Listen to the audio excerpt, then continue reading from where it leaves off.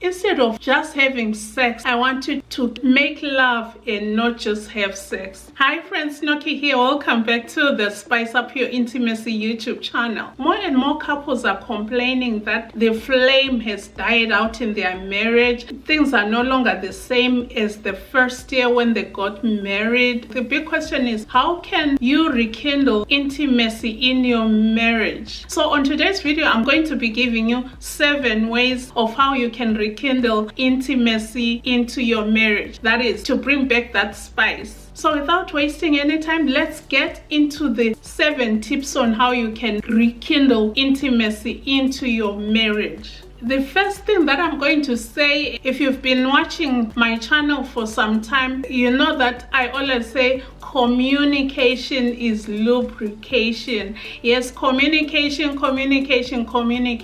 It is important to keep the doors of communication open so that you and your spouse can talk about what's needed in your marriage. How are you doing as a couple? If communication breaks down, we know that it can lead to you and your spouse getting further and further apart. But the more you communicate, the more you know what's in each other's minds, the more you know how the other person is feeling, the better your relationship. So you have to keep the lines of communication open. Communication is lubrication. That means communication has to be part of your routine as far as intimacy. I'm not sure if anybody can have a successful, intimate, fulfilling relationship without any communication. Communication is what holds the relationship together. It is what brings a couple together, because there's no guessing and there's no distancing or growing further apart because of lack of communication. It is through communication that you are going to learn of each other's love languages, because at times it is hard to know, especially if you're newly married. It may be difficult to know what his love language is. So through communication, you will discover what your spouse's love language is. So it is very important, I cannot overemphasize this, to keep the lines of communication open so that you can learn each other's love language and continue to learn each other and communicate and express your feelings. When you feel good, express it. When you feel some kind of way, express it in a non-accusatory way, of course. Okay, moving on to the second tip that I want to give you in order for you to rekindle intimacy in your marriage is, what went wrong and when did things go wrong? When did this change or lack of intimacy start to take over your marriage? Was it when you had children? There should be a reason, or there should be a time that when you look back, you realize that you started growing further and further apart from your spouse. And in most cases, it happens when children are born. Most of you sisters, once you have children, you tend to focus more on the children and you neglect your spouse, which is a big mistake, because those children that you are paying attention to, please do not get me wrong, take care of the children, give them all the love, but not at the expense of your husband. Make sure you take care of the children and your spouse. Your spouse always has to come before your children, because what ends up happening is the husband may feel so sidelined and he may feel like he's no longer getting your attention. The danger with that is those children are going to grow up, they're going to go to college, they're going to have their own lives, and they'll leave you two together in the house.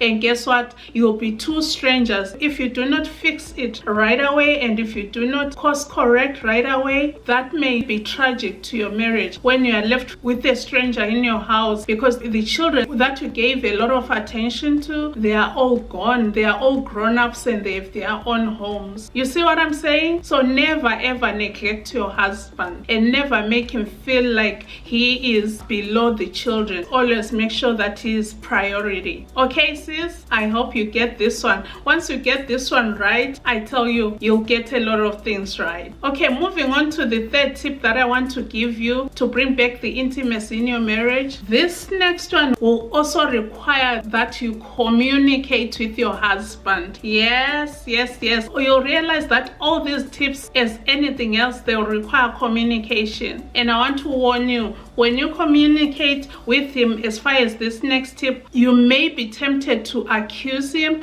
but I do not want you to accuse him. If you have been watching me for any length of time, you know that I'm so against finger pointing or accusing your husband, because that will not get you anywhere. Instead, it will draw you further and further apart. I want you to make love and not just have sex. The reason why you need to communicate that to your husband is because we know that men are physical beings. Not only are they physical, they are visual beings. Maybe what's going on with your marriage, if at all, whenever you get intimate with your spouse, is him just jumping on top of you and just 5 minutes later he is done. Instead of just having sex, I want you to make love and not just have sex. That's my next tip. There's a big difference between having sex and making love. Making love involves emotions. Making love involves foreplay. Making love involves seducing him. The foreplay, the seduction and everything, it starts in the morning before he even leaves the house, if he's working out of the house, or before you leave the house if you're working out of the house. Foreplay and seduction has to be an all-day thing. Flirt with him. Write notes to him. Give him visuals about what you want to do to him when you get home. I want you to make love to your husband, and I dare you to initiate sex. Some of you sisters, you do not initiate. If he doesn't make a move and you want some, you just go to bed starving. I don't know who taught you, but you've got this thing about not initiating. Get into the habit of initiating and making love to your husband. Making love takes time. Making love involves intentionality. Making love says, I'm yours, and you are mine. There's no rush. You got all the time. Yes. And just enjoy the moment. Be present in the moment as you make love to your husband. He's yours. Not like you are stealing or doing something that's illegal. He is your man. Do what you know that you will enjoy and he will enjoy. Remember, it's for you and for him. So make sure that you make love to your man. Don't just have sex, okay?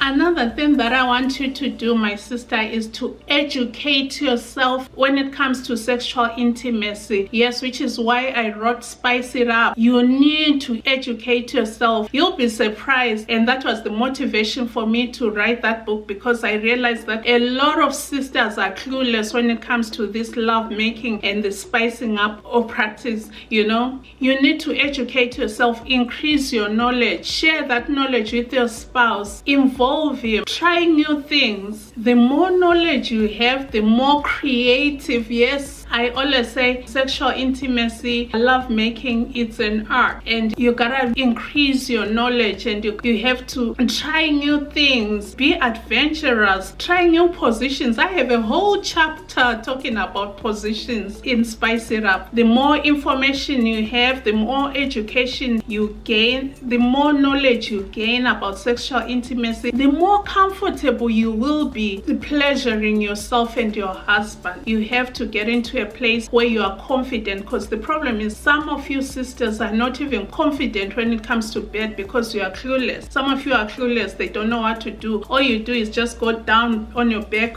missionary style. That's all you know. You gotta try new things, try new positions, try other things, try oral sex. If you've never performed oral sex, or if he has never performed oral sex to you, sis, this is the time to start. But make sure that your hygiene for both you and him is on tip-top condition, okay? Then at number 5, I want you to assess your intimate space. Make sure that your this is the bedroom. Make sure that your bedroom is inviting. Make sure that there's no clutter in your bedroom. Make sure that it is clean and it smells good and it's inviting. That the moment that you and your spouse walk into that room, you feel like just jumping onto each other. Yes, make sure that your intimate space is beautiful, and it doesn't have to be expensive. At least let it be clean. When your intimate space is clean and smells good, all that does is just invite you and your spouse to get into a moment of worship through intimacy.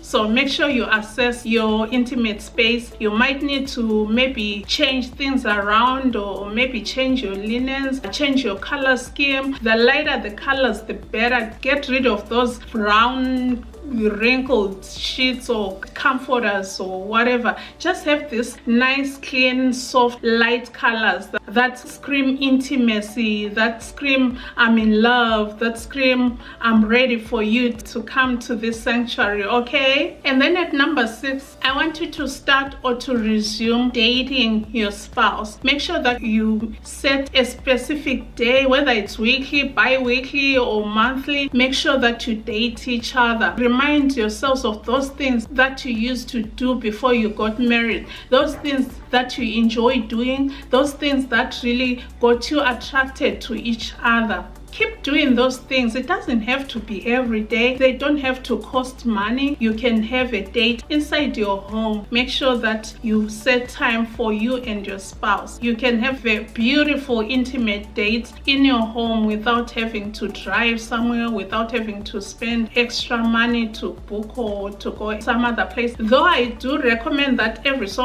often you go for a staycation or you go on vacation. Yeah, most men, hello, guess what? Most men say that their best sexual experience was when they were on vacation, wherever they traveled to. So make sure that you create those opportunities of going on vacation as long as your budget allows, okay? And then another thing that you need to do, sisters, you need to work on yourself, also known as self-care. Work on yourself, because when you work on yourself, remember, you cannot give what you do not have. So when you work on yourself, you are pouring back into you. You need to take care of yourself physically, emotionally, and spiritually. Make sure that you do those things that bring joy to you, because when you are joyful, you are going to give joy to your husband. You are going to give joy to your children if you have children. So make sure that you practice some self-care. I know some sisters have self-care Sundays. Some sisters go on spas maybe once a month or whatever. Some sisters have their nails done. Some sisters have their facials. Whatever makes you feel good,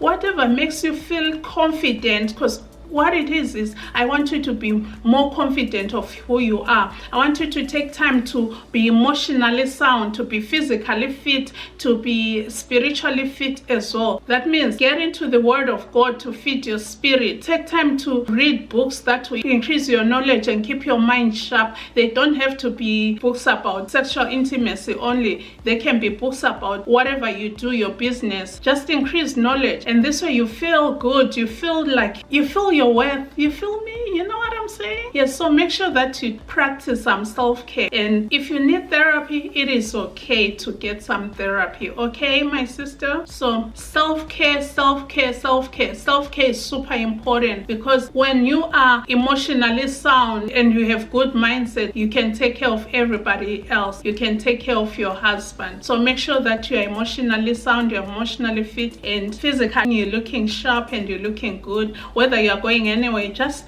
let him find you dressed and smelling good at home, and just tell him it was all for you. Do it for yourself and for your husband as well. If you want to know more about the 5 love languages and how they can impact your sexual intimacy, watch this video right here and leave me a comment below and tell me which one of these 7 tips was your absolute favorite. Until next time, my friends, remember to do small things with great love. From my heart to yours. Adios. Bye-bye. God bless you. Take care. I love you. I sincerely do.